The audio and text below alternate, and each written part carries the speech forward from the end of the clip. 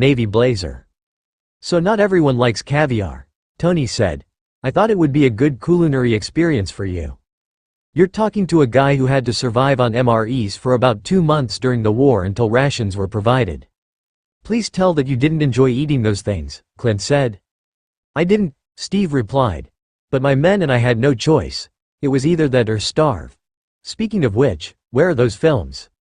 "Right where we left them 4 hours ago," Tony answered, and noticed that the films were in smaller numbers. Hopefully, Steve wouldn't notice the same thing and question where the missing films were. "Let's see how you were acting as a famous celebrity," Natasha said, picking up the canister that held the film reel of the parade. "Want to load it?" Tony asked as he removed his tie. "Of course," Steve answered, taking the canister from Natasha. With a smile on his face, Steve easily put the film into the projector and flipped the switch. The lights instantly went off and the screen appeared perfectly on the wall.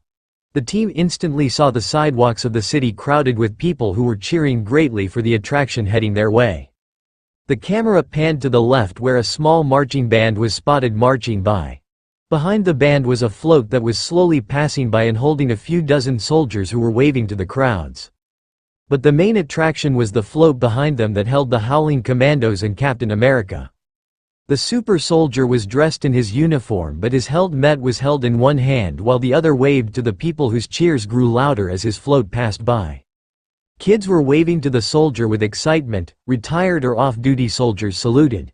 Men were giving approving nods and waves, and a few women were making it obvious they were trying to get Steve's attention. "Look at that. You had all those ladies wanting you and you never went for it," Tony remarked jokingly. Steve merely smirked as he kept his eyes on the screen. He missed the uniform he was wearing in the film. The one he has now looked and felt like the one he'd worn when he was still doing the USO tour.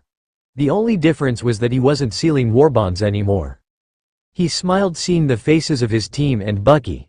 All of them were happily waving to the crowd, enjoying the time that they weren't out in the war. Steve remembered that parade fondly. They'd been taken out of the cold and harsh weathers of Germany for about a month, and this parade had only been one of a few things he'd been asked to take part in. When he'd felt that warm sun on his skin and stepped foot back on American soil, he felt at home again. He and Bucky had shown the commandos around the city, taken them to some of their favorite places, and all around had a good time until they had to go back to hunting down Schmidt and the rest of Hydra. The others saw the small but happy smile on Steve's face as he watched the film, and they hoped that he never found the films they had hidden. If he did, there would be serious trouble later. Steve smiled fondly at the screen as the next film played out. He and the commandos were standing on a stage with a U.S. senator who was present them with medals in front of a large crowd and various cameras. He watched as the senator held a medal and spoke a few words to the crowd. As soon as his quick speech was done, The senator walked over to Steve, who was dressed in his captain's uniform. "Captain Stephen Grant Rogers, on behalf of the citizens and government of the United States of America, it is with great honor that I present you with this Congressional Medal of Honor." "Your middle name is Grant?" Tony asked with an amused smirk and trying to hold back his laughter as they watched Steve have to lean forward a bit for the senator to place the medal around his neck as the crowd roared with applause. "Yes, it is," Steve answered. Natasha smiled as Steve stood straight with the medal proudly worn around his neck and shook hands with the senator. "Sir, we all thank you for all you've done," the official said. "It's an honor and privilege to serve my country, sir," Steve said with a proud smile. His words earned him a large cheer from the crowd as the senator presented medals to Bucky and the commandos. "Out of curiosity, how many medals did you get?" Bruce asked. "A few," Steve answered. "I honestly don't remember since everything was happening at once. I was always asked to be at one place or another if I wasn't trying to stop Schmidt." "Other than that parade, did you ever get some time off?" Clint asked. "A few small vacation times," Steve answered, watching as Jack smiled at the medal around his neck and they all stood together for pictures. "We were getting rid of lots of Hydra weapon factories, but we couldn't afford to be away for too long. We had 2 weeks off at a time, but there weren't very many vacations." "World's only super soldier," Tony said as a few other officials walked onto the stage to shake hands with the team that was helping America win the war. They couldn't risk letting the best soldier in the army go for too long, or else the enemy could try to get their strength back again. With how crazy Schmidt was, that might have happened. The screen changed to show Steve in his Captain America uniform riding his motorcycle down a street that had crowds on the sidewalks. 2 police on motorcycles were in front of him, escorting to the location they were heading to. Behind Steve was an army truck with its cover removed to show the 6 howling commandos waving to the crowds and 2 more police escorts following them. "What was that about?" Clint asked. "We were heading back overseas," Steve answered. "News that we were leaving is announced, but we didn't know that everyone was going to rush out to say farewell." "I think it's adorable," Natasha said as the screen showed them arriving at an airport where a plane was waiting along with more citizens. Various signs were held up saying encouraging words. It cut to show Steve signing a few things for the citizens for a few minutes before he had to get on the plane with his team. The last thing shown on the screen was the plane starting to leave with the citizens of New York proudly waving and cheering. "So, you've nearly been a prima donna all your life," Tony said as the lights came back on. "The USO and Phillips started it," Steve explained. "It was either sell war bonds or be a lab rat." "Well, being famous helped a little," Clint said. "And the attention from the ladies wasn't so bad, was it?" "I got to meet Rita Hayworth," Steve said, causing the 4 to look at him with stunned expressions, which in turn caused him to turn red in the face. "Oh no, what's this one about?" Clint asked. "They're fitting me for the uniform that I designed," Steve answered with a faint tint of pink on his cheeks. "Start it up," Tony exclaimed. Steve pressed the switch that started the projector. After 2 seconds of black screen, the 5 spotted Steve standing on top of a small stepping stool with 3 seamstresses and 4 scientists surrounding him. He was standing still with his arms out to the side as he was being measured by the seamstresses and the scientists debating what should be used to make the uniform. He was wearing what most likely were the tights worn under his uniform. So far, the only parts of his uniform that they had made and were ready were his belt and boots. "You know, I think that you rocked those boots better than the ones you have now," Tony said. "I like them better," Steve said as the scientists quickly took over and began to place different materials and fabric over Steve's arms and body to see which ones would be better suited for protection, durance and flexibility. "Was that at all awkward?" Bruce asked. "Very," Steve answered. "Luckily they had the uniform ready in about a week. Tested it to see if it was bulletproof and everything. Well, it worked," Clint said as the next clip showed a soldier aiming his rifle at a stand holding the top half of Steve's uniform. Several shots were fired and hit the jacket, but not even a scratch was made. "I just wish that it hadn't been so hot," Steve said. "It did everything it was supposed to but gave too much heat." "Well, given where you were and everything, it was probably for the better," Clint said.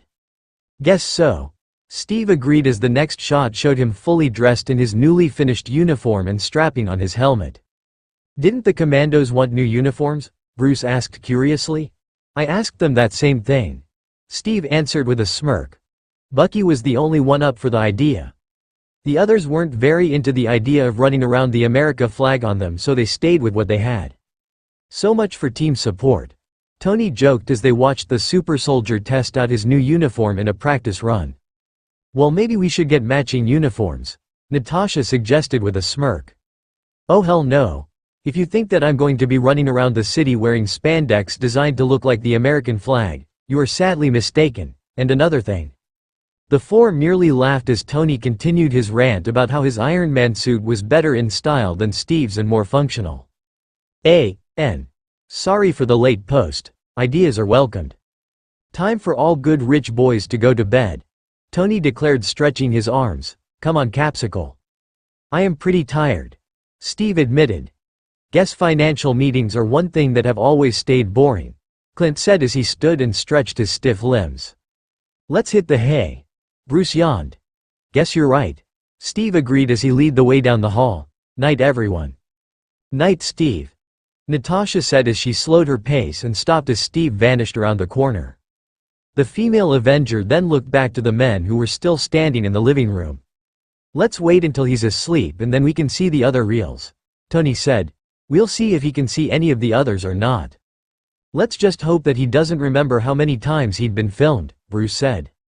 Jarvis, let us know when Steve is in deep sleep, Tony ordered. Yes sir, Jarvis said. Now we wait, Tony said as he returned to the couch. How many films did we hide from him? Bruce asked. 7. Clint answered. The titles alone make us concerned. I don't think Steve will want to be reminded of what happened on those days. The four then took their places on the couch again and waited for Jarvis to give them the announcement that Steve was out like a light. It took nearly a whole hour, but eventually the AI informed them that Steve had entered deep sleep. While Natasha collected the 7 hidden reels, Tony told Jarvis to alert them when Steve woke up. Once Natasha returned with the films, Clint grabbed the one on the top and set it up on the projector. They watched as the projector once again cast its light onto the wall. Instantly, they saw the top half of a single person in the view of the camera. It was Montgomery Falsworth. Were you honored to join Captain Rogers' team of Howling Commandos? A voice asked off-screen. Of course I was, Falsworth answered. After seeing how he had rescued myself and the others from that Hydra prison, I was hoping to find a way to show him how grateful I was that he dared such a mission and managed to get 400 of us out and back home. When he personally asked me if I wanted to be a part of a special team he was putting together, how could I refuse? Did he personally train you before you went to war? He did. He trained myself and the others. We learned many things from Captain Rogers. But the best thing we learned from him was that, even though we were from different countries of the world, we all fought for the same reason and we kind of became a unity of those countries wanting peace. What did all of you do during the short times you had off of the battlefield? Mostly we went to America. Captain Rogers was doing everything to make sure that the commandos were comforted and had everything needed, so we all agreed that whenever we were given time away from the war that we would return to America for the captain. He deserved to return home even if it was just for a while. He and Sergeant Barnes showed us many places and we found ourselves having a grand time. Any favorable stories you'd like to tell about the captain? There's plenty of stories and all of them are favorable. But I guess one of the better stories is how Jim Morita was injured. He received a bullet straight in the back. We got him to safety and Rogers was the only one of us who had any kind of extensive medical knowledge. He got the bullet out of Jim, used what little burden we had to clean it and stitched him up himself. As soon as Steve was done, Jim coughed up his lunch and fainted. Dugan never let Jim live it down. But Jim never complained because if it hadn't been for Rogers he wouldn't have made it until we got him to an actual doctor. Well, that explains why there aren't very many medical records of them in different countries, Bruce said. You studied the commandos? Clint asked. Hey, when I was trying to replicate the super soldier serum, I had to learn everything about Steve, Bruce replied. What's his boxer size? Ow, Clint smirked as Tony rubbed his now sore arm after being hit by Natasha. Did you hope that Captain Rogers had found a way back from his last mission? Of course I did. We all did. We all went out to help search for him and when the order was given that he had to stop. I was about to go against orders to help Howard Stark continue searching for him. Not a day goes by that I still hope he'll find a way back to all of us. Every year on the day that mission took place, we gather at his memorial site and pray for him, and we got to our favorite pub to toast his memory and bravery. If it wasn't for him, possibly none of us would be here today. Captain Rogers is easily the greatest man that I will ever have the honor of knowing." The screen went black. "Where's the memorial?" Clint asked. "It's still around in Central Park," Tony answered. "Doubt anyone has been there recently though. I'll take all of you there sometime when Steve isn't around." "Should we let him see this?" Natasha asked. "Maybe we should tell him about it and let him decide if he wants to see it or not," Bruce suggested. "He'll probably want to see them alone too. At least he'll know that his friends and team always hoped he would return," Clint said. "That might actually make him feel guilty," Tony said. "But we'll leave him to decide that when he looks at them. Let's look at the rest so we can figure out a way to let him know what he's in store for." "What's the next one?" Natasha asked. "It's Tim Dugan," Clint answered. Clint and Tony both couldn't help but stare at the man's large mustache that nearly covered half his face and the familiar hat he wore. They both heard the stories of this man from Steve and from files, but neither one of them had believed Tim Dugan really had this sense of style. "Timothy, Dum Dugan, you once said that you doubted Captain Rogers was serious about being Captain America. Why was that?" "I didn't doubt it. I just thought that he might have been one of those people who was trying to make headlines." Dum stated, "When I first saw him and he said he was Captain America, I thought that he was an actor trying to get famous. Little did I know that he already beat me to that thought. Then he got all of us out of those cages and told us the best plan to escape. It worked of course, and we got out and made it to the camp. The entire time he had this confidence and certainty about him that none of us questioned, vocally anyway." "What did you think when he asked you to be part of his team?" "Well, when he asked, I thought it was either going to be a good thing or a bad thing. Having seen the weapons Hydra had been making, I was a little hesitant, but after seeing how Rogers got in, saved our A*S, escaped a burning building with his best friend and got all of us to the American camp alive and in one piece, I thought that it might be fun to follow this guy into action. Boy, did we see a lot of action. We all saw Rogers do amazing things. I once told him that needed a cape and he would be a real superhero." The four Avengers tried to picture Steve wearing his Captain America uniform with a red, white and blue cape. They all quickly shook the thought from their heads since it did not seem like their captain's style. "I was told that you requested a favor of him that got you to agree to be part of the team." "Something like that. We both knew that I was joking, but he did it anyway. I told him that I'd always been willing to fight and asked him to open up a tab at our favorite bar. First thing he did was order us another round. I think the bartender kept the tab open this long because he had the honor of having Captain America go to his bar. We'd stay there for hours, singing, trying to teach him to dance even though it never worked, just all around had a good time." "What kind of training did Captain Rogers teach you?" "Hand-to-hand combat was something he wanted all of us to know. Said that there was always a chance that any weapon we had could be taken away from us and that we should always know how to fight. We all ended up with a few bruises and black eyes. He looked as fresh as a daisy. He never really hurt us though, and we did learn a lot from him." "Do you still hope that he's still alive?" "Of course I do. We all do. We went out with Stark to try to find him. We never found any trace of that bird he was on. I try to visit his memorial whenever I can. Say a prayer or two for him. We couldn't have won the war without him, so I think the least we can do is pray for him. He kept all of us in line in the field and always had our backs. We could always count on Rogers. Whether he is alive or not, I hope he's at peace." The scene ended right then. The four Avengers were silent, in awe at hearing how much Steve's pervious team trusted him. They know that they trust Steve with their very lives, but it seemed the Howling Commandos had even greater trust in the super soldier. Taking a sip of her coffee, Natasha watched as Clint loaded the next film reel.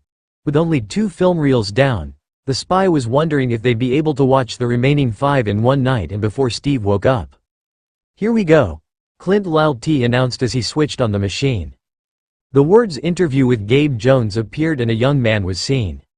"From what I understand, you are the most eager to join Captain Rogers' team."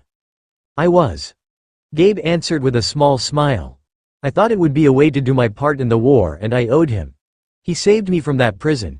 If it hadn't been for Captain Rogers, I would most likely have died there along with everyone else."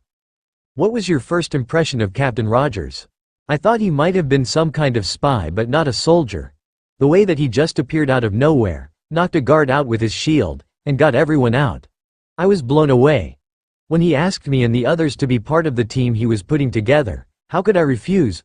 I wanted to show him how grateful I was that he got me out of there. How was the first mission with him in command? It went very smoothly.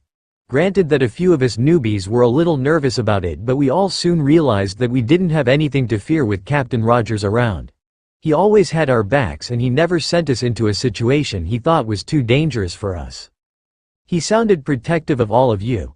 He looked out for us a lot and we tried to do the same for him. Captain Rogers and Sergeant Barnes were the two best out of us when it came to getting the job done. The four Avengers gave the film their complete attention when Bucky Barnes was mentioned. I was told that you had been on that mission with them when Sergeant Barnes was unfortunately lost. I was.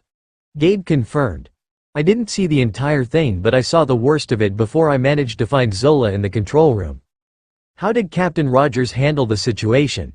Like any person would when they lose their best friend. He and Barnes would tell us that they thought of each other as brothers since they've known each other since they were kids. When I saw how upset Captain Rogers was, I really thought that he might give up his title as Captain America. Is it true that it was what happened that day that caused Captain Rogers to come up with the plan to allow himself to be captured in order to bring down Johann Schmidt? It was. Gabe answered with a slight nod.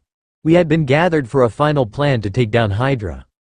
I could tell that Captain Rogers did not really want to be there at the moment, but then he came up with the plan of letting Schmidt and his lackeys think that he was crashing their base to get revenge for what happened to Barnes. Personally, I don't think he was pretending to get revenge. When I heard that Rogers jumped onto that plane and it crashed, I wasn't sure what to think. I thought that maybe, just maybe, he could pull another famous move and would come walking back asking what the next mission was. When Phillips had no choice but to declare him killed in action, I was close to a breakdown. I had already lost one friend and then I find out that I lost another. The others and I were the ones that came up with the plan to build that memorial dedicated to him. We had no problem getting others behind the idea to approve, fund and build it. Would you have continued to follow him into battle had he been able to return? Absolutely. No question about it. He never did anything wrong. His plans were perfect, everyone came back safe to their families. He really was a super soldier. The film stopped with only the small sound of the reel flapping to be heard. They all really hoped that he made it back, Clint said softly. Maybe that's why he's depressed a lot of the time. Bruce said. If he somehow knew that his team, his friends, everyone he knew back then, were waiting for him and he never made it back, then that could be one of the reasons why he's never really trying to bond with us so much. He doesn't want us to feel the same pain that they did if the situation ever repeated itself, Natasha stated. Natasha stretched her limbs as the other three took the time to get snacks, drinks or take care of business. Quickly glancing at the clock, Natasha saw that it was just a few minutes after 1. She knew that they would all be sleeping in later, but it certainly wouldn't be the first time. In situations like that, Steve would be the only one to have a full night's sleep and then, to make matters worse, a mission would suddenly pop up out of nowhere. It only took a good enough sized explosion to wake them up and realize where they were. Everyone back? Tony asked as he set up the next film. I'm here, Clint said and flopped down onto the couch. What's the next one? Bruce asked. The last film of the Howling Commandos, Tony answered. Everyone ready? Ready, came 3 answers. Tony hit the switch and they soon saw another young man on the screen. Jim Morita, another Howling Commando. What do you think was your best skill in the field? Scouting and signaling when the enemy was heading our way, Jim answered. Did Captain Rogers discover that about you? We all discovered that along the way, Jim answered. When Captain Rogers saw that about me, he saw that I could be most helpful when we were ambushing traveling Hydra troops. During stays in Europe, can you recall any humorous moments with Captain Rogers and the rest of the team? Really, it was trying to get him agree to learn to dance. His number one excuse was that he was either too tired or he was planning out next course of action. We know that he can't get tired very easily and he never planned mission out in public. Sergeant Barnes was always trying to get us to help the captain branch out, but Rogers was never having it. We easily saw that he didn't have the best charm with the ladies, but really he just needed to not be so shy all the time. Finally, someone else realizes the same thing, Tony declared. Now, during the few missions you had to other countries, I understand that you and Captain Rogers were usually the translators. Do you know exactly how many different languages he was able to speak fluently? The four Avengers listened carefully. English, of course. Jim said with a slight chuckle before answering. German, Japanese and Russian. He was maybe a little more than half knowledgeable in Italian. I know he knew other languages, but we never got to know what they were for sure. I'm going to have to let him give himself away speaking Russian, Natasha said. Let me catch it on camera. Tony stated. The locals of the towns that we went to really loved that an all-American man could fluently speak their language, Jim added. How did you feel when the information that the search for Captain Rogers was called off and he was declared killed in action? I felt like I lost a friend that, even if you've only known for a short while, you felt you knew your whole life. He was a real close friend to all of us and he told us the same thing. We always went to a bar and, even though we know that he couldn't get drunk, we managed to talk him into a few drinking games that we'd learned overseas. He always made sure that none of us fell and cracked our heads or picked a fight with some random stranger. Was there ever a bar fight in which all of you were involved? Once, and we didn't start it. We were in Russia for a week or so and had gone to a bar to test if it was true or not that Russian beer was stronger than American. Natasha lightly snorted. We went to a bar and had a few drinks. Didn't even make it to the second round when we noticed that a few other guys in the bar were starting to try to pick fights with everyone and anyone who walked by. Finally they noticed that we were soldiers fighting in the war. They came over, started talking some nasty things, but we held ourselves back. When we decided to call it a night, those same guys decided to try to take Captain Rogers out. Big mistake. 2 of them got sent flying out the windows with one throw. The rest of them thought they could take the rest of us, but it didn't happen. We ended up tying the guys to a pole outside until the police came. So Captain Rogers was a voice of reason, not just in the field, but almost everywhere that you went. He was. Jim confirmed. He was always telling us to think ahead, for us to know what our actions would bring and that we wouldn't do something we'd regret later. Saved our skin too many times just telling us to be careful and plan ahead. Where does that sound familiar? Tony muttered. Do you have any final thoughts about Captain Rogers? He was easily the greatest man I ever knew. He did things that only us regular people could dream of doing. He was the person that everyone wanted to be like, and he did his best to help everyone, American or not. I've seen him give his rations to starving families. Said that he knew what it's like to be hungry before he became the captain. Whatever happened to him after the crash, wherever he is now, I hope that he's somewhere he likes and that he knows that we searched for him, looked up to him and appreciated everything he did for us and the world. The screen faded to black and stopped. I wonder if Steve knows how everyone looked up to him, Bruce said. He's too modest. He probably thinks it might have been something else, Clint said. We're going to have to break him of that, Tony declared. This one is going to be interesting, Tony said with a somewhat hesitant tone in his voice. The others recognized the tone of his voice and didn't ask questions as he finished loading the film and turned the projector on. The screen right away showed 2 men sitting in separate armchairs with only about a 2-foot space between them. Colonel Chester Phillips and Howard Stark. Colonel Phillips, is it true that you had been against the thought of Captain Rogers being the first to accept the super soldier serum? I was. Phillips answered. When Dr. Abraham Erskine first brought Captain Rogers onto the training base to be part of the super soldier candidate training program, I had many doubts about the whole thing. When I first saw Rogers, I thought that Erskine was trying to test my limits on the whole program. Rogers was a 5-foot 90-pound asthmatic who had more health problems than every patient in a single hospital in New York. He was barely able to keep up with the other candidates who were perfect examples of picture-perfect health. What changed your mind about him? I had been talking with Erskine about who should receive the serum while he watched the candidates during the training formation. I had someone in mind to be the first super soldier and he was set on it being Rogers. I tried to prove that the person needed to be the first super soldier needed to have guts instead of the things Erskine saw in Rogers. I tried to prove that I was right by tossing a dummy grenade into the middle of their formation. Instead, I was the one proven wrong. Rogers threw himself onto the grenade while everyone else tried to save their skin. Rogers not only proved himself worthy to be the first ever super soldier, but he really proved me wrong. Turns out that kindness is a good quality in super soldiers. I believe it was one of the reasons that Rogers was able to get many other countries to become allies with America. Mr. Stark, what was your first thoughts on Captain Rogers? Well, I thought he was actually going to be a new assistant to the Doctor. When I learned that he was going to be the first subject for Project Rebirth, I was a little skeptical at first. If anything, I was expecting that he at least come out of the procedure a few pounds heavier. What was your impression when you learned that he single-handedly made it into Hydra territory and successfully rescued all of the prisoners of war? I was blown away. Howard answered. I knew that he would find his friend, but finding out that he saved over 400 others really took me by surprise. He saved all those men, brought back a few pieces of their weaponry to be analyzed, and got a huge award for it. He began changing the tide of the war, and during that time I was asked to help provide him and his team with new equipment and weapons.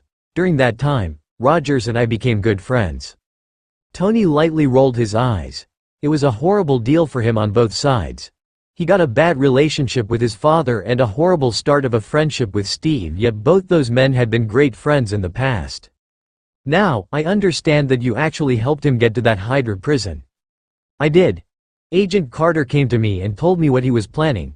At first I thought that he might have been pulling my leg, but when I saw how serious he was, I thought I'd see what I could do to help. Got him almost all the way to the front door of the prison. He decided to jump out of the plane when we came under fire and order me and Carter to head back as soon as he was clear. That alone was the bravest thing I'd ever seen anyone do. Not us. Not yet anyway, Clint said. He's getting closer each day, Bruce added. Colonel Phillips, was it the rescue that made you realize that Captain Rogers was fit for combat? It was the start. Phillips answered. I also saw that Rogers was more than willing to lay his life down on the line if he felt that it would help us in any way. He was more than willing to go through a procedure that we had no clue if it would work or not. He chased after a Hydra spy and then rescued all those soldiers. When he led those soldiers into the camp, he right away surrendered himself for disciplinary action. Right then and there, I knew that he was going to help change the outcome of the war. He knew what he had to do and knew that he would admit to what he had done. But instead of giving him a punishment, we gave him the highest honor the army could give. He then showed us that he was a brilliant genius at formulating plans and gaining information for us. Turned out to be very skilled in espionage. He was able to get behind enemy lines and find out things, then radio it all to us. We were soon carrying out plans in which a certain number of men went in and the same amount came back. Rogers and his team did everything in his power to make sure those soldiers came home to their families. And the Howling Commandos? What was your opinion on them? At first, when I noticed that most of them were from different nations, I thought that there might have been a few complications at first, but sure enough, they proved me wrong as well. Rogers formed a team that was exceeding all expectations. They were all getting the job done and allowing us all to sleep a little easier each night. Every factory they destroyed, every Hydra agent they stopped or captured, every ally we gained through them meant that we were closer to ending the war. Mr. Stark, is it true that you were the one who made the captain's shield? I made it, yes, but I honestly didn't think that he would go for it. It didn't seem to fit the style of the world's only super soldier. I had made a few shields for him to test out, but instead he went for the one he now uses. We slapped a few coats faux paint on it and then he was using it to stop agents of evil. You also made his custom motorcycle too, correct? Yes, I did. He had picked out the bike himself. It was a good pick too. It was sturdy and fast, and I added a few little gadgets onto it that I felt he might be able to use in the field. Sure enough, he ended up using majority of those new weapons. How close a friend was he to you, Mr. Stark? We weren't best friends, but we would occasionally go out to get a few drinks, talk about various projects. I was even going to ask him to be my best man at my wedding and be the godparent of my first child. Tony looked a little surprised at that information. He had been told countless stories about Steve when he was a child, but not once had this been mentioned. The others turned to him with surprised looks as well. They could only imagine how Tony would have turned out had Steve been his godfather. Maybe everything that happened to him wouldn't have happened. How did you each handle that Captain Rogers was declared killed in action? I felt that we lost the greatest man the planet had ever seen. Phillips answered. Captain Rogers made me change my outlook on a great many things. Had he been able to return to us, I could most certainly guarantee that he could have been the next President of the United States or General of the Army. Hell, knowing Rogers, he could have done both. I was devastated when the call was made. For the longest time I kept thinking that he did somehow survive the crash and that maybe an injury severe enough to hurt him was what was keeping him from getting back. But eventually, I had to come to terms with the fact that he had given his life to save us all. Everyone agreed to the building of the memorial to him, and I was there on the day that it was finished and first opened to the public. I even presented a speech to Captain Rogers. I can only hope that he's in a peaceful place right now. Mr. Stark. Well, as the Colonel pointed out, Steve was a great man and a hero to many. I wish that he had been able to make it back home from that final fight against Schmidt. He could have been the next President of the States, and he could very well have done greater things that could very well change the future of our country. Like the Colonel, I fear he enjoys and has peace. The screen faded to black and the four were left in total silence. There had been rumors that Colonel Chester Phillips hadn't been very fond of Steve after their first met, but changed his mind when he saw the sacrificing act during the training. Tony had told everyone that his father had basically lost his mind when Steve vanished. The super soldier had been his greatest accomplishment after all, and when he vanished after the crash, never to be found, Howard's mind slowly started to slip. The rest of his life was well known. When Steve had told stories of Howard, everyone, mostly Tony, had been surprised at how differently the first Stark was. These films weren't just showing Steve's life before waking up in the 21st century. They were also giving an insight into the lives of the people he'd known and worked with. Oh boy. Good thing Steve doesn't know about these. Especially this one, Tony said, flipping the switch. The others were curious as to what he meant, and they got their answer when the screen showed them a young and beautiful woman dressed in uniform. Peggy Carter. I can see why Cap fell for her, Clint said. Quiet. Everyone was silent. So you personally knew Captain Stephen Rogers? I did. Peggy answered. I knew him before and after he became Captain America. Did he change at all personality-wise once he successfully became the world's first and only super soldier? Not a bit. Peggy answered. He had firm beliefs that stayed the same no matter what. He always helped others and never strayed from the line he walked. What was your first impression of him when he was officially announced to be the first candidate for the serum? Honestly, I wasn't sure that he could have survived such a thing. He was so thin and fragile in health that I wasn't sure he'd be able to walk away. But he proved me wrong by surviving and becoming the world's most famous soldier and captain. He went from being a regular soldier in training to being a captain. Practically overnight. How did he adjust to the sudden change in authority? He handled it very well actually. It took him a while to get used to lower officers showing him the proper respect and following his orders, but he eventually got used to it. Was he shown the proper respect right away? There were rumors that he had been severely bullied even before he became Captain America. He was indeed greatly bullied before becoming the captain. Many of the other candidates and regular soldiers bullied him greatly because of his thin appearance. He was the only one taking his training serious, and yet he was teased about it greatly. I would often hear of him being in the medical ward due to being beaten by other soldiers. When he was made a captain, the other soldiers couldn't believe that he surpassed them so quickly. They didn't show him the proper respect for weeks until they saw all the good he was doing. When they saw how he was helping change the way the war was heading, they were soon asking to be put in his unit. He was the only one that could approve their transfer into his unit. Not very many made it in. Only 2 if I remember correctly. What were your thoughts when Captain Rogers and the Howling Commandos were finding and destroying Hydra factories almost every week? They were doing a marvelous job. Their observations, tactics and overall success was shinned upon greatly. They were getting information that we used to our advantage, capturing many Hydra agents alive and getting rid of all the weapons that were deemed to never be held in anyone's hands. They did a wonderful job not leaving a trace of those weapons to be found. What about the public? Did they believe in Captain America right away, or did they believe he was still an actor who was trying to help boost moral support and his own career? There were many people who believed that Captain Rogers was still with USO Tour and that many of the things he was doing was to promote another film he was starring in. But there were just as many people who believed that he truly was a super soldier and was doing his part to help end the war. Every time that he and his unit were allowed some time to return home, he was treated like he was a king. There were people showering him with gifts, asking for autographs and to have their picture taken with him. He was asked to do many radio interviews as well, which caused more young men to sign up for the service. On to more serious questions. What were you thinking of the day of the Hydra raid? Peggy's expression turned serious and somewhat sad. No doubt memories of that day were passing through her mind. I wasn't sure what to think. Steve had allowed himself to be captured because he knew that he would be taken right to Johann Schmidt. When he was there, the Howling Commandos charged in and gave the order for us to move in. We made it all the way inside, taking out as many Hydra agents as possible. I felt that we were going to surely come out victorious. What about when you saw Captain Rogers chase after Schmidt? When I saw that happen, saw him jump onto that plane to stop him, I knew that he was going to succeed.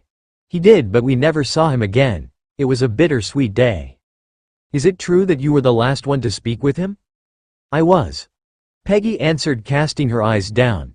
I was trying to convince him that there was time to find a place to land the plane and allow him to walk away, but he had been right.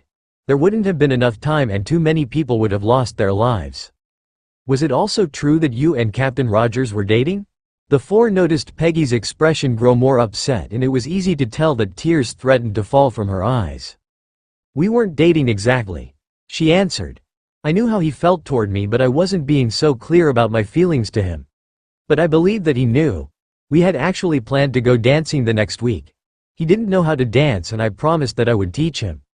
How did you feel when you knew he wouldn't ever return? Like the rest of the world, I shed many tears. I did have hope that he would return. I still do. There are times that I still expect him to show up at a meeting or with the commandos at the Stork Club. Had you been hoping that you'd be able to have a relationship with him? I did. Very much.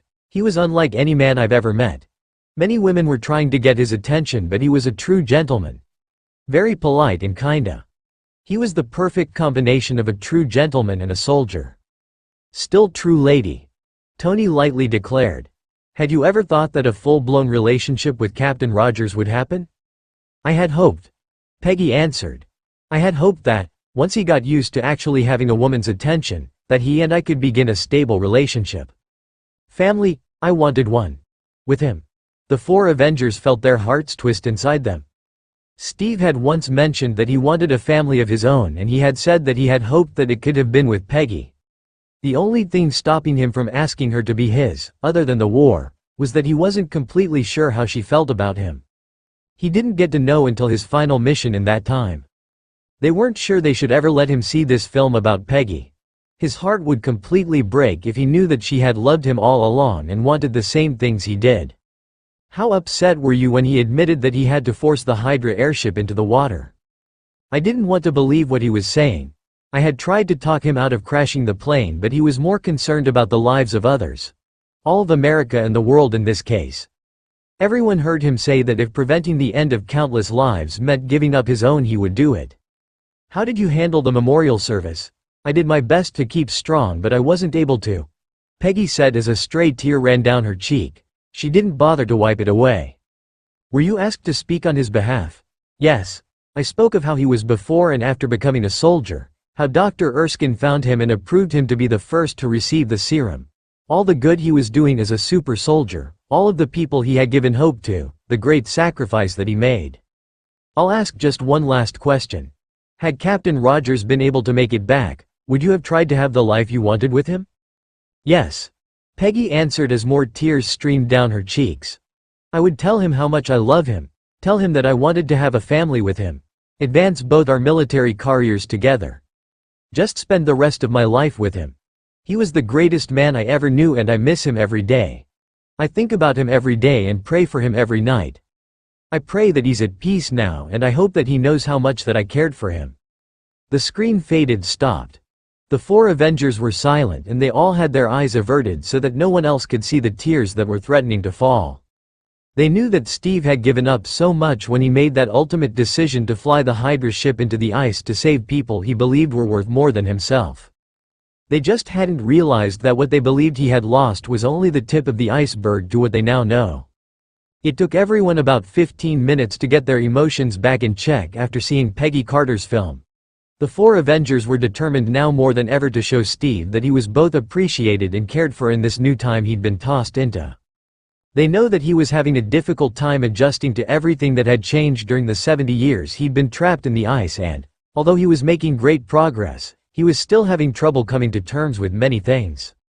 It was surely a big culture shock for Steve, and always being on missions and not being able to spend enough time with his teammates surely wasn't making things any easier for the soldier.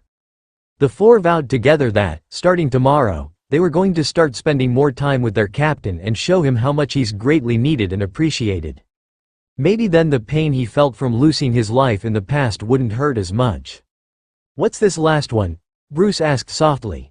"Dear Lord," Tony muttered, reading the title. "It's his fight against the Red Skull." The other three instantly froze. The final fight between Captain America and the Red Skull was legendary. It was the fight that basically saved the world. With no one being there to see it and make it back to report what happened, everyone could only assume what exactly happened on the airship. It was obviously known that Schmidt was killed and Steve crashed the plane into the very ice that allowed him to be here. There were other rumors about what had taken place on the ship before it went down, but nothing was ever confirmed. Naturally, Steve never answered questions or spoke about what happened that day. There were many agents who had tried to get him to talk about it, either out of curiosity or doctors trying to help him overcome the event, and none of them got so much as a word from him. So the events of what happened on that ship were known only by Steve and no one else. Unless he willingly spoke about it, no one knows about the final fight between the American Hope and the Hydra leader. Now they would be able to see what happened with their very own eyes. Tony switched on the projector and they all waited patiently for the film to begin. Soon words appeared on the screen. Security system was hacked by Howard Stark, who managed to record the final fight between Captain America and Johann Schmidt. The world will forever be grateful to Captain Stephen Grant Rogers for his great actions and great sacrifice. The screen cut to show the inside of a large airship that the four recognized to be the bridge of the Hydra plane. After Steve had been found, pictures of the place he'd been discovered and had surfaced for few SHIELD agents to see. Natasha and Clint had been two of those agents. Natasha had been allowed to see them because her past was linked to the famous super soldier, and Clint because he's a high-level agent. Tony and Bruce had seen the pictures when they'd been given clearance by Fury to search through files for a mission that had involved yet another mad scientist. They'd come across the Captain America file and had decided to take a look. On the screen, a familiar villain appeared and sat at the controls with an angry but determined look on his face. "Geez, not even a mother could love that face," Tony muttered. "How did he breathe without a nose?" Clint wondered as Schmidt began to activate the ship. "Maybe that was why he was always scowling," Bruce suggested. The camera remained steady as the ship began to move. For a few minutes it only showed Schmidt at the controls just piloting the ship. Then it showed him gazing out the large window, his eyes moving from left to right as the sounds of gunfire were heard. The four could only assume that it was Steve he was trying to shoot at. They'd seen photos of a smaller aircraft that looked to have been crashed into the back of the plane, and only Steve could have done that. They watched as Schmidt pressed a few buttons before grabbing a gun that had a slight glow to it and then ducking out of the camera's line of sight. Not even a minute went by when the door to the bridge started to slowly open. Steve slowly came into view as he looked around the bridge, looking for his evil counterpart. With his shield held in front of him, he slowly made his way down the small flight of stairs and toward the middle of the room where a glowing machine was located. He walked by it, eyeing the chair in front of the controls, and whirled around with his shield raised just as Schmidt appeared and tried to shoot him. "You don't give up, do you?" Schmidt mocked. "Nope," Steve answered before charging to Schmidt, blocking gunfire as he did. When he was close enough, Steve used his shield to knock the large gun from Schmidt's hand. The four Avengers watched with unblinking eyes as the two traded blows. Fists and kicks made contact, yet the two men were unwilling to admit defeat. Schmidt knocked Steve down and delivered a kick to his ribs. Trying to attempt another kick, Steve grabbed his leg and tried to knock him back, only to get punched in the face. Both men fell to the floor, but Steve was quicker to get up with a metal container in his hands and knocked Schmidt with it. He then tried to lock the Hydra leader in a choke hold, but Schmidt used his own weight to toss them both to the side, falling over the glowing machine and scrambling to get up. Steve retrieved his shield and attempted to hit Schmidt, only to be met with a fist to the gut. His shield slipped from him and it used to hit him in return. Schmidt then tried to pin Steve down only to get a direct headbutt from the captain. With his shield back in his possession, Steve tackled his enemy, causing them both to fall onto the controls that sent the ship into a sudden dive toward the ground below. Both men vanished from sight as they were suddenly tossed onto the ceiling. The sounds of their grunts and struggle continued to be heard. A minute later, Schmidt appeared climbing down a beam and making his way to the controls. He flipped a few switched and the plane suddenly leveled out. A large thud was heard and the four assumed it meant that Steve met the floor. Skull pulled out a gun and began to shout at the unseen super soldier. "You could have the power of the gods," he declared before shooting in one direction. "Yet you wear a flag on your chest and think you fight a battle of nations. I have seen the future, Captain. There are no flags." "Not in my future," Steve shouted and made a mad dive for his shield. He grabbed it and brought it up to cover him just as another shot was fired at him. When it was deflected, Steve hurled his shield at Schmidt. It made contact with the man and tossed him onto the glowing machine, causing a series of sparks and light beams to appear. Schmidt got to his feet and stared at the now destroyed machine. "What have you done?" "No," he grabbed the familiar glowing cube in his hand and the four noticed the glow get brighter. A few swirling light beams appeared before something like the galaxy appeared inside the ship. Both Steve and Schmidt gazed at it with amazement. Then it changed when the cube began to engulf the hand of the person holding it. It crept up his arms and quickly took over his body. The light then formed into a blinding beam that shot up into the galaxy with Schmidt vanishing completely. After a final burst of light, the cube is seen falling to the floor and out of sight. The four Avengers watch as Steve retrieved his shield before heading to the controls while removing his helmet. He looked at the controls before looking out the window and then turned his attention to the controls again. "Come in. This is Captain Rogers. Do you read me?" "Captain Rogers, what is your—" "Steve, is that you? Are you all right?" Peggy's voice questioned over the radio. "Peggy, Schmidt's dead. What about the plane?" "That's a little bit tougher to explain," Steve answered as he fumbled with a few of the switches. "Give me your coordinates. I'll find you a safe landing site." "There's not GDING, but I can try and force it down." "I'll get Howard on the line. He'll know what to do." "There's not enough time," Steve replied. "This thing's moving too fast and it's heading for New York." A slight hesitation but greater realization crossed Steve's face and four knew what this meant. "I got to put her in the water," he announced. "Please, don't do this. We have time. We can work it out," Peggy's voice pleaded. "Right now I'm in the middle of nowhere. If I wait any longer, a lot of people are gonna die. Peggy, this is my choice." They watched as Steve took something out of his pocket. A compass. He opened it and placed it on the control panel in his line of sight before turning back to the control and pushing the handle to send the plane into another sudden dip. Steve looked over to the compass for a quick moment and then looked back out the window. "Peggy, I'm here. I'm gonna need a rain check on that dance." "All right," came Peggy's choked answer. "A week, next Saturday, at the Stork Club." "You got it. 8 o'clock on the dot. Don't you dare be late, understood?" "You know, I still don't know how to dance.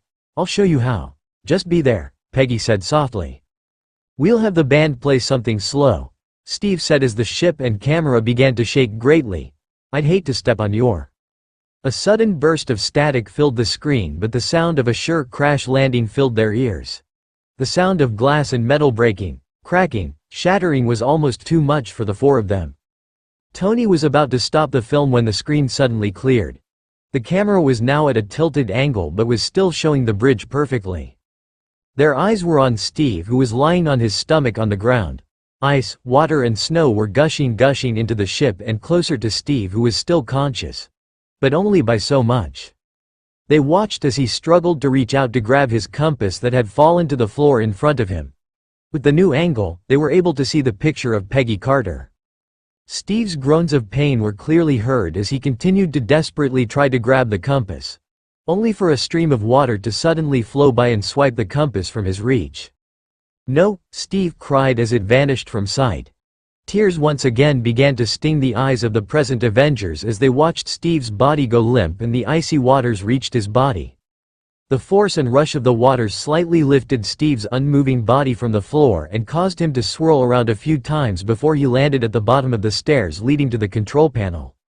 With the water having risen nearly all the way to the controls, Steve's body remained still under the water's surface. None of them failed to see that he didn't struggle or move even after being under the water for so long. Then they noticed how quickly the water started to turn into ice, trapping Steve in the exact spot he'd be located in when S.H.I.E.L.D. would find him 70 years later. Ice started to grasp the camera, which began to scramble and eventually go black once more.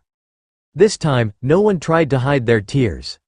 The four Avengers sat together at the table in the kitchen, each with a cup of warm yet untouched coffee before them. The four had been sitting at the table for an hour, not speaking or even attempting to drink their coffee. The final 7 films were still replaying in their minds, the last 2 more than the rest. Steve had always come off as someone who was trying to not let his past get the better of him, but now they weren't too sure about that. The things that happened to their captain. No one could just try to pretend they weren't living with that kind of pain every day. Steve had voiced that he misses his time and everyone he held close from that time, but he had also stated that he knew he had to accept he was in a new time and that he was going to make the most of it. But none of them were sure of his progress on that. "Captain Rogers has awakened and is beginning his usual morning routine," Jarvis announced. Clint checked his watch and saw that it was 5 o'clock on the dot. He wasn't surprised that Steve woke up at this time every day. Even though the soldier hadn't been in the army for very long, some of their methods had been permanently drilled into him. Being an early riser was a habit they had quickly learned would not be broken, not matter how hard they tried. A few quiet minutes passed before Tony spoke. "Where is he now, Jarvis?" "Captain Rogers is currently on his way to the lobby to begin his usual morning jog," the AI answered. "He won't be back until 6:30 and won't be here in the kitchen until 7 sharp," Natasha said. "Let's make something for him and talk to him about the films," Bruce suggested. "I call waffles and pancakes," Clint stated lightly as he stood from his chair. "I got eggs and bacon," Natasha said, following the archer. "I got milk," Tony said. "Lazy asterisk," Clint muttered with a weak smirk as he began taking various ingredients out of the pantry. L asterisk asterisk asterisk asterisk L asterisk asterisk asterisk asterisk L asterisk asterisk asterisk asterisk L asterisk asterisk asterisk asterisk L asterisk asterisk asterisk asterisk L asterisk asterisk asterisk asterisk L. Steve had a sudden feeling inside him as he walked down the hallway. It arrived inside him a short time after he'd returned from his jog and shower. He chalked it up to his usual, not fully understanding this new century, thing. He figured it might go away after he fixed breakfast and he spent some time with the others. He enjoyed it when they ate meals together. Halfway toward the kitchen, his enhanced sense of smell allowed him to pick up the scent of food already cooking. This puzzled him a little. Most of the time he made the morning meals, but every now and then one of the others, minus Tony, would get up early enough to make a decent meal. Figuring it might be Bruce or Natasha, the blonde soldier continued to the kitchen. He was mildly surprised to see, not only Bruce and Natasha cooking, but Clint and Tony were helping them. A large meal had been set on the table and it looked like the final food choices were being added. "What's this?" he asked. Did Bruce talk everyone into the cooking class he was talking about? "No way," Clint exclaimed, looking offended. Steve chuckled. "Sorry, Clint." He apologized.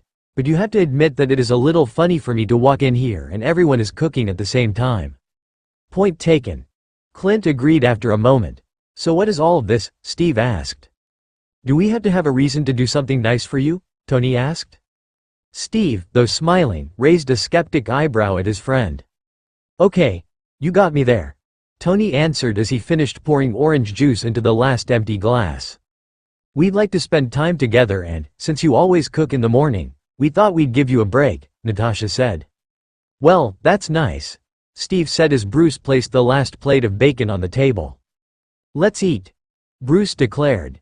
L asterisk asterisk asterisk asterisk asterisk L asterisk asterisk asterisk asterisk asterisk L asterisk asterisk asterisk asterisk asterisk L. L, asterisk, asterisk, asterisk, asterisk, asterisk L, asterisk, asterisk, asterisk, asterisk, asterisk L, asterisk, asterisk, asterisk, asterisk, asterisk L. The breakfast was actually going very smoothly and Steve seemed to really be enjoying the team bonding. Which was making it hard for the four to know that they were going to have to tell him about the film they hid from him and watched behind his back. It would surely cause a trust issue which made them feel even worse since Steve's trust in them was unquestioned. He trusted them with his very life. Soon the meal was finished and the team was now gathered in the living room, around the projector that hadn't been moved since viewing the last film. "Why the heck do you go running so early?" Tony asked, beginning the easing into the group confession. "Guess I've always been an early bird," Steve answered. "I was like that even before the serum. The reason I like to run and work out so much. I never got to do it before without getting an asthma attack. It feels good to be able to breathe." The team went silent and Steve's eyes were darting between the four. He had enough training and experience from past and current military training to know when someone was hiding something. "Something wrong?" he asked. "Not wrong, per se," Bruce answered. "But we have a feeling that you might not see us the same way when we tell you a little secret." Steve gazed at them with questioning eyes. "What is it?" he asked. "Well," Tony started. "You know those films about your past that we were watching yesterday?" "Yeah. Well, there were a few that we hid from you," Tony said slowly, his eyes cast toward the floor. He'd seen Steve's wrath and didn't want to see it directed toward him.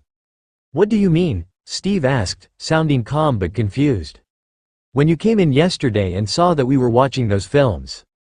When we left, we hid a few from you because we thought they might be a little too much for you to see," Natasha explained. "We hid 7 films altogether. They were interviews with the Howling Commandos, Colonel Phillips, Howard Stark, Peggy Carter. Then the last one. Howard had somehow managed to tap into the Hydra ship's security feed and recorded the final fight between you and Johann Schmidt. We watched all of them while you were asleep." Steve went completely silent and still. His lips were set in a stern line, which they knew was never a good sign. His normally calm blue eyes now looked like a storm was brewing. The four knew that Steve hated being lied to or when secrets were kept from him. Something like this was sure to get him very angry, especially since it came from them, the people he trusted most. "Why did you feel you needed to hide this from me?" he finally asked, his voice low and hinting anger on the edges. "We thought it might be a little too much for you, Steve," Bruce answered. "We know that you're still adjusting to being in this time and being away from yours. We thought that seeing people from your past talk about you might set you back a little." "You mad at us, Cap?" Clint asked. "I'm not going to answer that right now," Steve answered as he stood and quietly left the room. No one tried to stop him either, knowing full well that it wouldn't end well if they tried. The captain left the room and the four were left in silence. "He actually handled it better than I thought he would," Tony said. "Pretty easy to tell that's upset with us," Bruce said. "Should we try to go talk to him?" Clint asked. "I think we should let him cool down a little," Natasha answered. "I don't think he'll want to speak with us anytime soon after what we just told him. Let's just not catch him while he's in the gym," Tony advised. "I don't think any of us stand a chance against him while he's at the punching bags. Thor's the only one who can, but he's not here. So let's just stay out of Steve's way for a while and wait to talk to him again," Bruce said. L asterisk asterisk asterisk asterisk asterisk L asterisk asterisk asterisk asterisk asterisk L asterisk asterisk asterisk asterisk asterisk LL asterisk asterisk asterisk asterisk asterisk L asterisk asterisk asterisk asterisk asterisk L asterisk asterisk asterisk asterisk asterisk L. With another grunt, Steve hit the bag.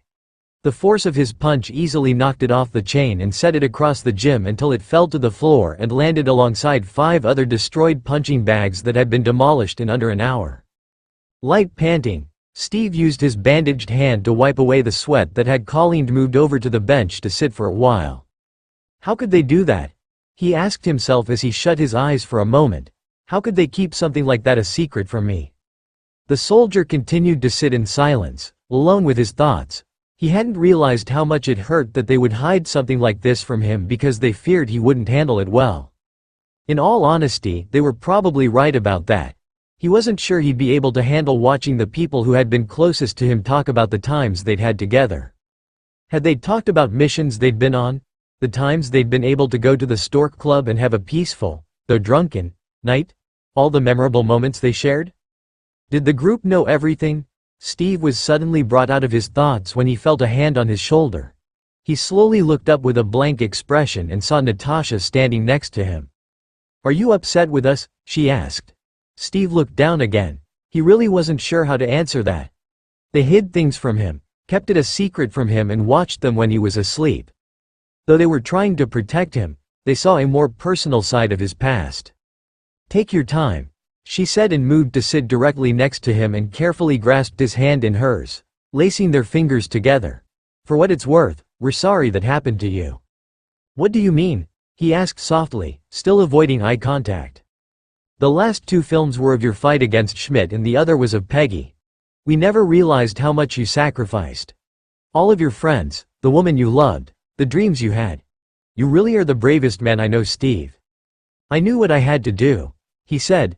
"There were millions of lives on the line and I knew their lives were more important than mine." "How can you say that?" Natasha asked with a confused glare. "Natasha, I was an orphan whose only friends were in the military and I didn't have much of a love life. The people that would have lost their lives were mothers, fathers, children, grandparents, friends and coworkers. How could I let families and friends be killed like that? Giving my own life was the only way to save people who were more important." "What if you had to do it again in this time?" Natasha suddenly asked. "You have a family now, Steve. Would you put us through that kind of pain?" "I think we have a different opinion on the view of a family," Steve said, taking his hand back and moving toward his gym bag as he unwrapped his hands. "From what I grew up believing, families don't hide things and lie to each other. We did that because we didn't want you to have some kind of breakdown," Natasha stated as she followed him. "We know that you miss your time and want to go back. We know that being here in this new era isn't easy for you. We were afraid that if you saw how badly everyone you knew were still looking for you and hoping you would have made it back, you would go into a depressed state. We don't want to see you upset from something like that, Steve." "Then you should have told me from the start," Steve said, removing the bandaging from his second hand. "It would have hurt less than knowing all of you kept this secret even though it was just for a day. I would have let all of you stay with me during them." "Do you want to see them now?" Natasha asked. Steve lightly sighed as he zipped his bag. He did want to see the films of his friends and the one woman he ever loved. He wanted to know what they said about him, but he really wasn't sure he could handle it. He's come so far since waking up from the ice. He understood the technology better and he is glad he has eidetic memory so he wouldn't be forgetting anytime soon. The enhanced memory helped him with his readings of the events that took place after the war. Slowly but surely, he was accepting the fact that he was in a new time with new people. New people. Steve realized that he was starting to have everything backwards. Whatever he knows about his new team was mostly what he'd been told by S.H.I.E.L.D. or themselves. He realized that they knew him more than he did them. His past and life was basically known by the world. The serum the only secret he possessed, and even he didn't know it. Other than that, his life was basically an open book. Only a few new things he was keeping under wraps. His team, on the other hand, their lives were like locked journals inside locked safes. They only let others know what they wanted and it was seldom that anyone could get any more out of them. Had they kept the film secret because they somehow knew how he would react to them? Because they knew him so well? Steve realized he jumped the gun a little and was looking at their good intentions the wrong way. As strong as he was physically, emotion was more obviously his weak point. "Steve?" The blonde soldier turned back to finally look at the Russian spy. She was able to hide emotion from everyone, even herself, but for the first time that he's known her, Steve was able to see the concern in her eyes. "For him. I'm sorry," he said. "For what?" she asked, now looking confused. "We were the ones who lied to you. What are you apologizing for?" "I looked at this thing the wrong way," he said. "You guys were looking out for me the whole time and I was being too stubborn about the whole thing. All of you know me so well, but I don't really know any of you to the same level. I guess that's why I saw it the wrong way." Then we'll tell you more about ourselves." Natasha insisted as she walked closer and wrapped her arms around his torso and laid her head on his shoulder. "We just don't want you to think that we did this to upset you. You've always done so much for us, gave us so much trust. We didn't want to ruin that." Steve gently placed his arms around her shoulders. "You don't have to tell me anything," he said.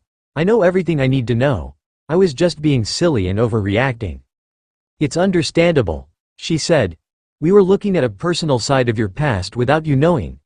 It helped us learn a little more about you. You gave up a life you always wanted to save millions of people you never knew. You did the same in this time. I think that's the one thing I will never understand about you. How you're always so willing and ready to give your life for others. I'd give my life for you and the others in a heartbeat," Steve said. Natasha lightly chuckled. "We need to corrupt you a little," she said, then looked at him seriously. "So, are you upset?" Steve looked at her and lightly smiled. "No," he said, "I'm not." Natasha lightly smiled and placed her head back on his shoulder. "Good," she said. "I really think that you being upset is worse than seeing me, Thor and Hulk upset combined." Steve chuckled and gave Natasha a small hug. It was the first hug he's ever given her and he wasn't sure if the same applied to her towards anyone. Either way, it felt nice to be able to hug a close friend. It was true that he'd sacrificed too much when he crashed that Hydra ship into the ice. His life, his hopes and dreams, his friends and only love. When he woke up from the ice, he'd been given a second chance at life and hadn't been sure that he wanted another chance since he felt he didn't have enough reasons. But now he realized that he does have good enough reasons, great reasons in fact, to continue on. He decided that he was going to give himself a new chance at life. Do things differently than he normally did. Finally start living now that he saw there were people who cared about Steve Rogers. Third time's the charm, Steve thought to himself as he and Natasha quietly left the gym to head back to the rest of their crazy little family. A truly special film, Tony said as he read the title on the film canister. An interview with the star of the evening. "Seriously?" Clint exclaimed. "Steve did an interview?" "Yep," Tony answered as he looked at the small note attached to the canister. "This says that Capsicle did an interview after he rescued the Hydra prisoners. This should be interesting," Bruce said as they focused on the screen as the projector started. White words appeared on the screen indicating that the interview with Steve happened about 2 days after he led the rescued prisoners into American territory. It then showed the famous captain in his military dress uniform. Natasha couldn't help but notice how much more handsome Steve looked. He was gorgeous as it was, but there was something about a man being in uniform that made them even more hunky. "Captain, sir, let me say that it is an honor to meet you," the reporter said, sounding very much like Coulson when he was around the super soldier. "Thank you," Steve said with a kind but shy smile. "So, let's begin then. There are rumors that you infiltrated the Hydra prison camp because you were looking for your best friend, is that true?" "Very," Steve answered with a nod. "I had just finished a show and was sitting alone when Agent Carter found me. She informed me that the entire 107th had been captured. As soon as she said that, I right away knew that I had to find out if James Barnes was alive or not. I asked the colonel if he knew, but I didn't get a solid answer. It was then that I had to find out for myself if he was alive or not. I was determined enough to go on my own, but I was lucky enough to have some friends who helped me achieve my mission." "Were you nervous going in alone?" "I was," Steve answered. "It was the first actual mission I've ever gone on and I did it against orders. I was more worried about Agent Carter and Howard Stark getting into trouble. Lucky they didn't get into trouble." "So what was the Hydra prison like? How did you manage to get in?" "The prison was heavily armed and guarded. I was able to parachute into the woods outside the prison and I was able to jump into the back of a cargo truck that was heading to the prison. Once I was able to get in, I was able to, surprisingly, get by most of the guards without getting their attention. From there I found my way to the prison area where I located the prisoners and the men that would become my team. I quickly made my way through the rest of the building trying to find Sergeant Barnes. The men were distracting the guards, which gave me all the time I needed to finally find Barnes. Once I found him and we tried to escape the building, we ran into Schmidt. He was ranting about how much power he had and how he was going to change the world with it." "Did you try to go after him?" "Tried to. But his right-hand man, Arnim Zola, prevented any further confrontation." Onto a different subject. How did you adjust to no longer being the person you were before Project Rebirth? How did you handle the changes the super soldier serum gave you? Well, getting used to the new health and strength was the first challenge. Steve explained. I had been sick practically all my life until receiving the serum, so finally being healthy was a big change for me. I right away noticed that I could take deep breaths and not have an asthma attack. It felt amazing being able to breathe without worry. The second thing I noticed was that I was taller. I felt like I was towering everyone in the room. When the Hydra spy revealed himself and I tried to chase him down, I noticed the new strength and speed. I was running faster than cars, tearing off the door of a taxi. It was easy to say that I was very surprised by all of these new changes. And being promoted to captain practically overnight? That was almost as surprising as all of my new abilities.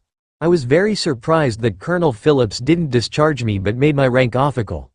The name, Captain America, had just been a stage name until that raid. When I returned, it was made official. Now I was told that you had been bullied for a long time before getting the serum. Did you run into any of those people after becoming Captain America? I did. Quite a few of them actually. At first, they didn't believe that I was that same short, skinny weakling they beat black and blue all the way to the hospital, but they quickly realized that I was that same person. Needless to say, they apologized, and to this day I have yet to see any of them again. Understandable. I know that this next question may get very little information, but is there a chance that we could get a little insight as to what your first mission as a captain will be? Well, I can say that my new team and I are going to be trying to locate as many Hydra weapons factories as possible and shut them down. As for anything else besides that, I can't say. And Sergeant Barnes is second in command of the team? Yes, he is. And the commandos? Are they fully accepting that they'll be fighting for America even though they're from different nations? Most of the commandos are already allies with America, but they have clearly made it clear that, even if they weren't, they would still fight for us. They even said they would do it because I saved them from sure death. A way to thank you for what you've done. Are you hoping that you'll be friends with all of them? Of course. Now, what do you hope to make of your new career? I hope to make it a lifetime one. Steve answered. I hope to have a long army career. I actually kinda hope to be that man that refuses to retire but is eventually forced to. I hope you have a long and successful career. Thank you. Now, back to the topic of having just turned into a super soldier. Were you nervous at all about the procedure? Very. I was very nervous about it. I had been told straight from the start that the chances of it working successfully were unknown. Dr. Erskine didn't hide anything from me anytime he was explaining the process. What made you decide to go through with it knowing that you weren't sure what would happen? I wanted to serve. Steve answered. It was all I ever wanted. The chance to be able to do the same as other men. The chance to help. Dr. Erskine gave me that chance and I will forever be grateful to him for that. Bruce lightly smiled at hearing Steve give praise to the man who had given him the chance to serve. He had read in the surviving notes of the program how Steve Rogers had been chosen because he had wanted to serve in the army but had been rejected because of his physical limitations. Abraham Erskine was a genius and very kind-hearted. He saw that the little guy was the one who would make the difference and gave him everything needed to prove that fact. One last question. Besides your career, what do you think your future might hold for you? Well, I hope to have the same great people around me. Possibly a family of my own. I definitely look forward to the day when the war is over and things can start being normal for my friends and myself. Well, I wish you the best of luck. Thank you very much for everything, Captain Rogers. A final smile from the captain ended the film. Wow. Steve was really looking forward to a normal life after the war, Clint said. I could see it happen. Tony said as he removed the film. I could see Capsicle asking Peggy Carter out on the first of many dates, getting married and having a few mini super soldiers running around a simple styled two-story house. It's just too bad that he never got to have any of that, Natasha said. After everything he's done for the world and everyone he knew, he didn't even get to have a single date with Peggy Carter. Poor guy. Bruce said. Wow. Bucky's interview, Tony said as he switched the films. This one is going to be good. Clint mused. Better believe it. Tony agreed and started the machine. Right away, they were faced with the image of a handsome dark-haired man. He looked sad but trying to remain strong. Sergeant James Barnes, it's a pleasure and an honor to meet you. Thanks. You and Captain Rogers were longtime friends, correct? Yeah. Bucky answered. We've known each other since we were about 14 years old. We both ended up in the same orphanage and kinda stuck together since then. We were always up to something. The nuns at the orphanage were always waving that yardstick as a warning. Got a lot of wax from it. What was one thing you particularly remember? Probably when we convinced the younger kids that nuns really could fly. They believed us after about an hour and had started asking all of the nuns if they could fly and if they could show them. Went on for about 2 days before the sisters realized who put the idea in their heads. Steve and I had kitchen cleanup duty for 2 weeks. It was my idea to do it, but Steve said that he wouldn't let me do something crazy by myself. He was that kind of friend. What came across your mind when you saw him for the first time after he became Captain America? I right away noticed his new muscle and height and I thought it might be someone else who looked like him. Bucky answered with a small smile. He found me in one of the lab rooms of the Hydra factory. He told me who he was and, while I knew it was him, I couldn't believe it was the same skinny guy that I grew up with. I don't think I ever did get fully used to seeing his new look. Since you knew him so well, did he change in any way when he became not just an army captain but Captain America? No, he didn't change. Bucky answered. If anything, he became even more of a good person. All his life he had wanted to be able to help people and do good things. He'd never been able to because of how sick he was. This change has let him accomplish all of that and more. He finally got the chance he wanted and it ended up doing a lot more good than anyone could have imagined. What was he like as a commanding officer once you and the rest of your team were in the field? He was confident, brave, always had at least 3 backup plans, always looking out for us. That right there I had to yell at him a few times because he would sometimes forget to watch his own back. He got shot in the stomach once and didn't even realize it until the fight was over. I admit to hitting him there on accident, to try to teach him a lesson, but I don't think it got through. Well, nice to know he's always been that way, Tony lightly stated. Did he get injured often? Not really, but on the times he did he was able to heal quickly and be back with the rest of us in no time. The one time that he did get seriously injured was after we stopped a tank attack on a town. We managed to destroy all of the tanks, but the last one we destroyed had extra explosives on it. Steve was the closest to it and his leg ended up getting crushed by one of the tank pieces. We got him to a medic tent and, since medicine couldn't work on him, they had to reset his leg while he was still awake. Clint and Bruce lightly winced at the thought of having a broken bone reset while still conscious. Colonel Phillips ordered him and the rest of us on leave until further notice. Said that we'd been in the field too long anyway and needed time to relax. Steve was against it from the start, saying that his leg would be fine, but the rest of us sided with the colonel on him needing to rest even after his leg healed. He was fighting twice as much as the rest of us and needed time to unwind. We were all shipped back to the States and put in a house the government provided for us in New York. How did Captain Rogers adjust to waiting for his leg to heal while back from the war? He didn't like it at first but soon saw that he did need to rest. It took about 3 weeks for his leg to completely heal and after that he and I started to show the others around the city. Were you noticed by the civilians? Almost as soon as we walked out the door? Most people right away noticed Steve, but once I explained why we were back in the States they started to let us have our time and not ask us so many questions. Still, there were times when we were asked for autographs and pictures and to tell war stories. Now, from what I understand, when it was just the 2 of you walking around the ladies would try to gain Captain Rogers' attention and you'd be left on the sideline. Is it true that it was the exact opposite before his transformation? Very true. Bucky answered with a smirk. I was the one who had no problem getting a date but no woman would even glance in his direction, which I felt was their loss since Steve was a great guy despite how skinny he was. I tried to help set him up on a few dates but all of those women turned him down. When he became a super soldier, all of the women started to go to him but he didn't give in to their attention.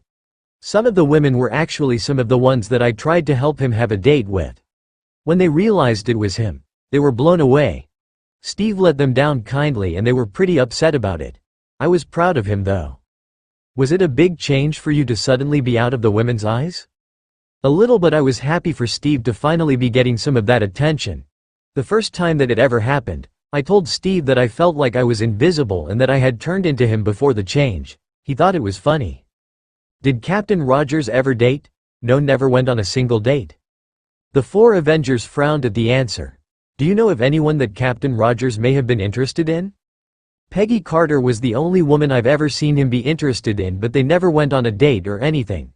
I think she was really trying to see if he was the right guy, but she may have waited too long. On to a lighter topic, when you and the team were in the field, did you ever play any kind of jokes on Captain Rogers? Oh yeah. Bucky answered with a small smile. It didn't take long for the rest of us to start that. The first night that we were out and made camp, we tried to scare him with a rubber snake. He knew it wasn't real when he found it in his tent, so we decided to try to get smarter about our pranks. Nothing worked for almost 2 months until we finally got him during another night we had to set camp. We were in an area where there was plenty of snow. It was his turn to get water from the river, so we decided to fill his sleeping bag and tent with as much snow as possible. When he got back and opened up his tent, all this snow fell out.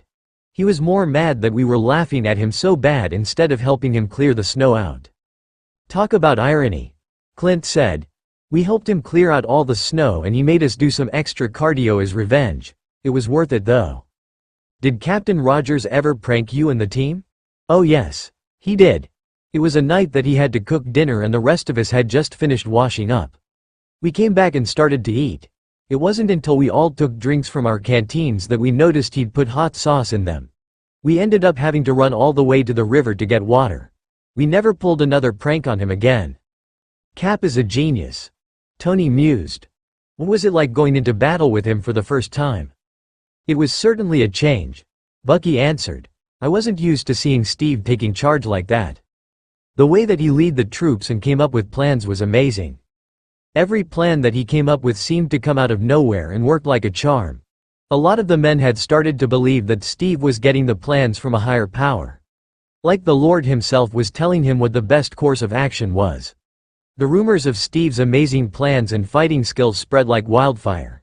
Half of the time, when we needed to be, the enemy took one look at Steve and laid their weapons down and surrendered without a second thought. About how many times do you think that happened? About 15 times.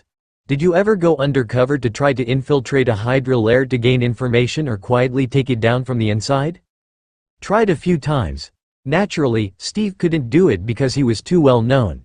Which was kinda bad for the rest of us who did go undercover because Steve was the only one with any real acting under his belt. The rest of the commandos and myself went undercover at least 2 times and managed to do some damage before we were found out. Must have been exciting. It was until we had about 50 Hydra soldiers pointing those death lasers at us. Now, onto the last topic. When you realized that Captain Rogers was going to crash land the Hydra warplane, what crossed your mind? I tried to think of a way to get him to change his mind or try something else that might work. Bucky answered as a sad tone crept into his voice. He was talking over the radio, letting us know that he was most likely not going to survive. I tried to think of something that might stop the possible chance that I was about to lose my best friend. What about when the plane crashed? When the communication ended, I knew that it was too late. The signal was lost from the radar, so there was no way of tracking the ship. I was out there right away with the first rescue party trying to find him, but we couldn't even find a piece of scrap metal. The 4 Avengers noticed that Bucky looked to be trying to hold his tears back. They didn't like that during Steve's time men weren't allowed to show emotions like they can now, or else it would be considered weak and unmanly. And when the search was called off, I didn't want to believe it. I didn't want to come back. I didn't want to stop looking. But I was forced to come back. Forced to give up the search. I didn't like it one bit. I finished the remaining time I had with the army, and when I was asked to re-enlist I refused. They were pretty upset about it, but it was nothing compared to what I've suffered. So you wouldn't consider going back even after all this time? No, I wouldn't. Unless Steve is found, I won't have anything to do with the army again. The reel ended and the lights came back on. It's sad that he was forced to stop looking for Steve, Clint said. Still, they weren't close to the location where he really was. It was probably for his own good that they made him stop. Natasha said. Or else there would have been 2 soldiers found out there, but only one of them would be alive. I'm still amazed at the friendship that Sergeant Barnes and Steve had. Bruce stated.